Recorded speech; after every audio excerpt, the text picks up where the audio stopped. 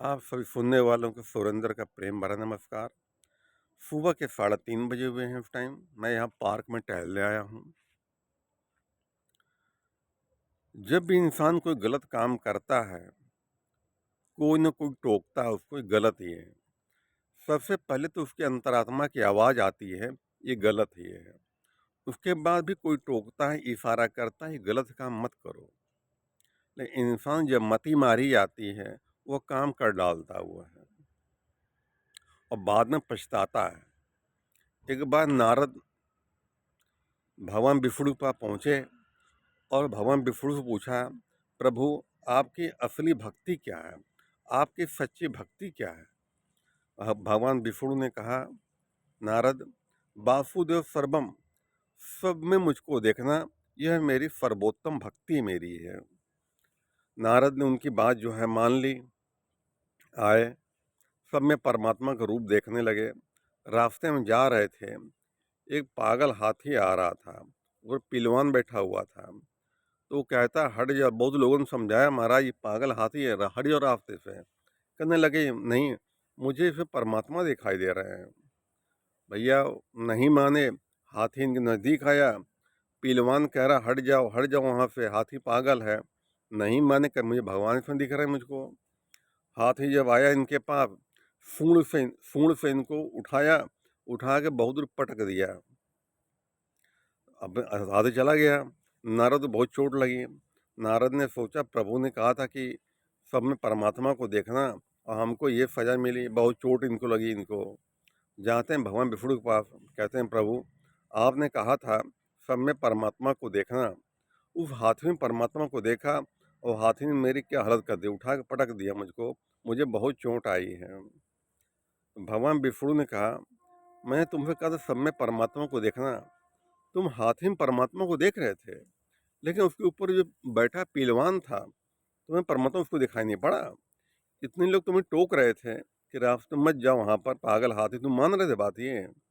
नारद को अपनी गलती का एहसास हुआ कि प्रभु आप बात सही कह रहे हैं, गलती मेरी थी।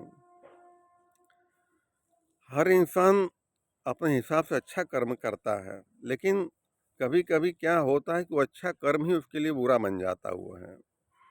अगर हमारे लिए अच्छा दूसरे के लिए बुरा हुआ है, हमारे लिए अच्छा हुआ है दूसरे के लिए बुरा है, तो वो अच्छा कर्म कहाँ रह गया? वो अच्छा कर्म रह ही नहीं गया वो। जब इंसान अपने विवेक बुद्धि से कोई काम निर्णय करने लेता है, तो कुछ लोगों को राय लेनी चाहिए कि काम सही कि गलत है।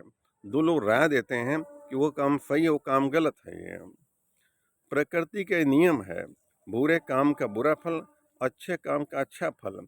जैसा बीज बोओगे वैसा पौधा उगेगा। ये आदमी अपने हिसाब से कर्म ही करता केवल है, लेकिन वो भूल जाता है कि क्या अच्छा क्या बुरा ये है। हम हमारे कर्म में किसी को दुख होता है, कोई परेशान होता है, कोई निराश होता है, उदास होता है, हताश होता है, वो कर्म हमारा करना बेकार हो जाता है हमारा। वो है कर्म वो करो कि चार लोग तारीफ करें कि अच्छा कर्म किया इसने। कर्म वो न करो चार लोग टोके गलत गलत आदमी है। कर्म ऐसा होता है कि मर जाने के बाद भी कर्म अच्छा कर्म जिंदा रहता है। कर्म कभी मरता नहीं इंसान का है। राम और रावण कब के मर चुके हैं, दोनों के कर्म जिंदा हैं।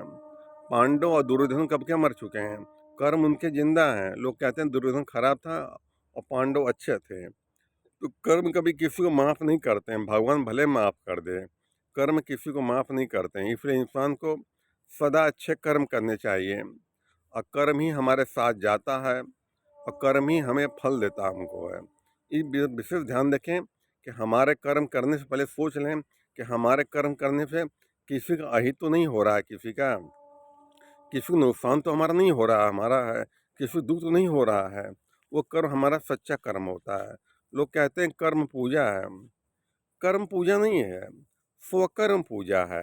कर्म सभी कर रहे हैं, जो गलत काम कर रहा है वो भी कर्म ही है, तो पूजा नहीं कहा जा सकता उसको। स्वकर्म है, अच्छा कर्म ही पूजा है। अच्छा कर्म करना और ईमानदारी से कर्म करना, यही इंसान की सर्वोत्तम पूजा है। ये हमेशा ईमानदारी से कर्म करें, ऐसा कर्म करें दूसरों में भला छिपा हो, बुरा ना हो। तो हमारा कर्म ही, बुरा कर्म ही हमको डुबो डालता है। ये है। ठीक है, धन्यवाद।